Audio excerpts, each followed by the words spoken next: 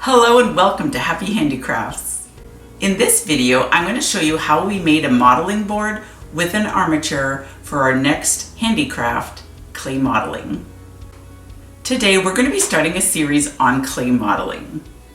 We're going to be going through the book, A Manual for Clay Modeling by Unwin. I go into detail of the benefits of this and why it's recommended in the homeschool on my blog. So if you're interested in more information about this, I will include a link below. But the main point is that the benefits of clay modeling seep into every aspect of a child's life, and so it would really be a shame to miss it. Now, I 100% understand being hesitant and intimidated with clay modeling, because that's exactly how I felt. So my goal for this series is to make it simple and clear for you. We're going to go through every single model, all 60 of them, and post a video of each one. And we invite you to craft along with us. So in this video, we're going to go over how to get prepared for this handicraft, the tools and materials you're going to need, and finally, how to make a modeling board with an armature. So here's a couple of things that are necessary when getting started.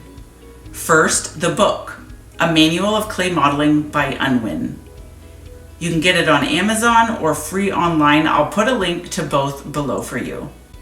This book was originally published in 1912 and was used by the PNEU to teach clay modeling back in the day. Next, some modeling clay. The book suggests red terracotta clay, so that's what we got.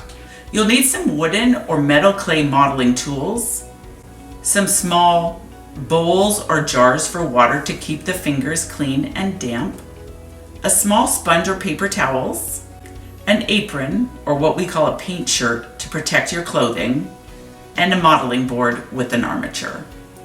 Now this is where I got stumped. I couldn't find a modeling board with an armature anywhere.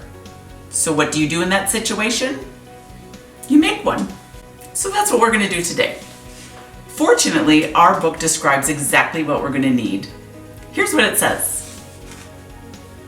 The modeling board should be not less than 9 inches by 11 inches in area and should either have 2 wooden bars screwed onto the bottom across the grain of wood to prevent warping, or else have a piece of wood mortised on each end like a drawing board.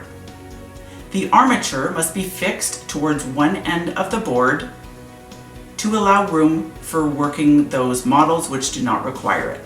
As for the armature, it says it needs to be upright, 1 3/4 inches high, screwed onto the modeling board.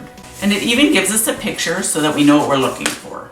Now I'm going to put a list of materials and tools that we've used below, along with links to purchase if you need them. Just to be clear, we're not any sort of carpenter family. I don't have any power tools or fancy saws. We're just making do with what we have. Now the first thing we needed was a modeling board. Now instead of buying raw wood, cutting it to size, sanding it and finishing it and all those things, I got the idea of finding an appropriate sized cutting board. This actually worked brilliantly because cutting boards are already cut, sanded, finished, and treated so that they're not going to warp on you. We found a 9-inch by 12-inch bamboo cutting board online. Some of these already have non-slip silicone feet. Mine didn't, but no worries if yours doesn't either. I'm going to show you what we did to keep it from moving while working with the clay. Since there were no alterations needed here, all we had to do was make the armature. Now there's several options on how to attach an armature. First, we thought of just screwing a screw through the bottom to the top, but we didn't have such a large screw. And I really didn't want to split our new cutting board. So instead, we decided to drill a hole and glue in a wooden dowel. We started by marking the spot where we wanted the armature to be placed. We wanted it along the middle of our board, about 1/4 of the way in from the end. Since our modeling board was 9 inches by 12 inches, we measured 3 inches in from the end and 4.5 inches in from each side and placed an X to mark the spot. We had a 3/4 inch wide wooden dowel that we cut down to 2 inches, making allowance for the width of our cutting board. This would give us approximately the required 1 3/4 inches of armature extending up from the board.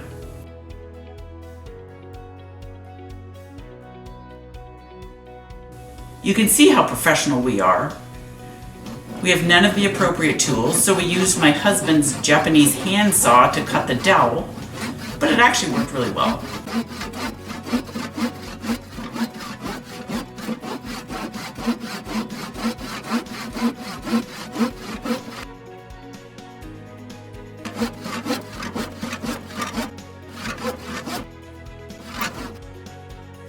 Then we smooth the edge with some sandpaper.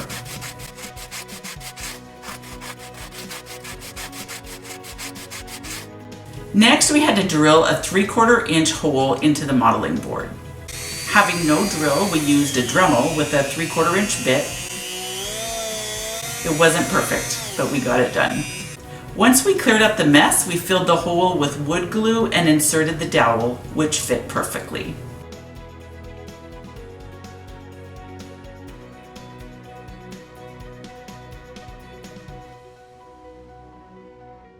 With some slightly damp paper towels, we cleaned up the excess glue and let it sit there for 24 hours to dry.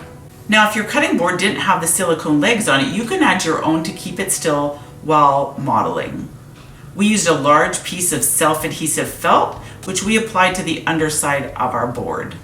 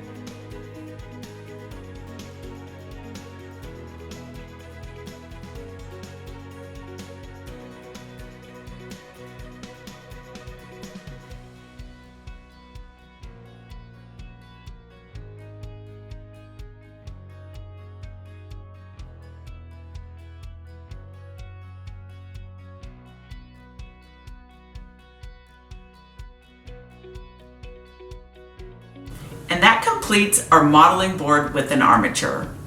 We're ready to start our clay modeling series, and we would love if you would join us. We post about 1 handicraft a week on our channel. It's where we record our handicrafts, good, bad, or ugly. Each handicraft is then put into a playlist which can be used by other homeschoolers. So I hope you find this video useful, and I will see you back here next week.